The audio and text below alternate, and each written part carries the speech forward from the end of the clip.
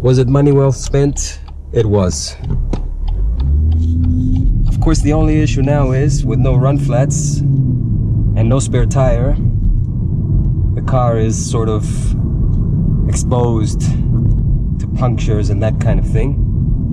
But, well, I'm not the only BMW with no spare tire and no run flats, and if it's not an issue for most people, then I guess it's not an issue for me either.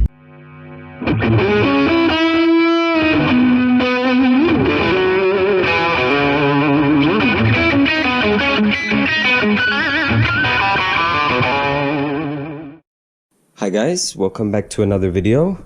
As some of you may know, I used to have Run-flat tires and I replaced them for the Michelin Pilot Sport 4 for performance reasons. I'm really happy with the performance gains and generally it's been a good tire, but I've had a couple of issues. The first issue is that I punctured the tire. I basically heard clunking noises as I was driving and I stopped somewhere to have a look. And I saw that there was a screw embedded into the tire, and then I started making mistake after mistake. The first mistake I made was pulling out the screw there and there. I mean, it had happened before that I ran over screws and just removed them and they weren't deep, you know, they were just screw heads or something like that. And just pulling them out resolved the issue without actually puncturing the tire. Unfortunately, in this case, I proceeded to lose all the air from the tire. So it was this front right tire right here. The second mistake I made was trying to repair the tire myself so that I could get to a tire repair shop, which was to get some super glue and some duct tape and try to seal the small hole. But all I managed to do was get fumes of super glue into my eyes. That hurt a lot. But that was me being stupid. So that was the second mistake I made. Even though I have my spare wheels and tires, the third mistake I made was with the tire at nearly zero pressure. I proceeded to drive a couple of kilometers or more away to the tire repair shop. I didn't quite consider how quickly the air would come out. I assessed the situation based on the amount of air that was coming out when the car was standing still. But as you drive, you lose air more rapidly. So I think. And so I reached the tire shop with zero tire pressure. I am not sure if that damaged the inner walls of the tire, but possibly it did. I should have just brought a spare wheel to where the car was, put it on, and then, you know, did something more cleverly than what I did. But there you go. It was hot, I was tired, I panicked, and then proceeded to make mistake after mistake. So tip number 1, don't panic. Tip number 2, take out the screw or whatever debris after you reach the tire shop, assuming your tire pressures are okay. Don't take the risk to take it off far away from the tire repair shop. And tip number 3, put on a spare if you have one. Don't drive with an empty tire all the way to the tire repair shop. So there you go. Sometimes you just can't think clearly and just make mistake after mistake. Second issue I've had is that sometimes you have tire pressure monitoring in the car, and sometimes it'll tell you need to top up your air. Now, one of the problems I've had, and it's with all 4 tires and all 4 valves, is that when you try to put air into the tire, no air goes in. Air only comes out. So obviously the valve works, but it doesn't allow air to go in. I haven't found the root cause of this issue, but I did find that if you allow the car to cool down and check it a different day, the next day, for example, it's more likely than not that air will go in. All I can say is, again, don't panic if it happens. Don't go to 3 or 4 petrol stations trying to find a different nozzle that will put air in it. Once the warning comes up, it usually means you've got plenty of air in the tire. It's not an emergency to top it up. So if you find that air won't go in, don't insist, because you'll end up emptying out the tire. That's how bad it is. It'll go down to 0 and it still will not allow air to go in. So that's another tip. If that happens, and I've tried to find the root cause online and haven't found it successfully, don't panic. Check it when the tires are cooler. And I'll show you now how you check your tires.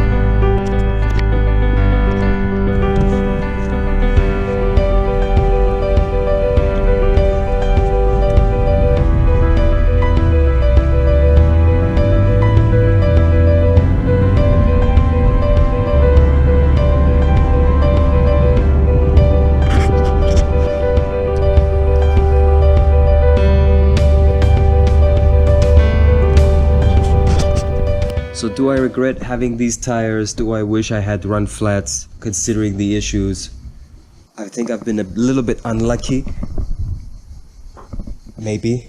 I think had I had the run flats, I would have had less stress considering the issues I've had with tires almost down to zero. These tires are the same size as my run flats previously, even though these are aftermarket wheels. But now that I've had this experience of bringing in lightweight wheels from abroad, taking on the responsibility of, making sure that they fit correctly and all that, I think with the experience I've had, I'm now much more confident to go bigger and choose different tires than OEM tires, because I'm going to go wider at the back and I'm going to get 19-inch wheels and all that. So what I'm saying basically is I don't regret getting these tires, but these are not going to stay on the car very long. That's it, guys. See you in the next one.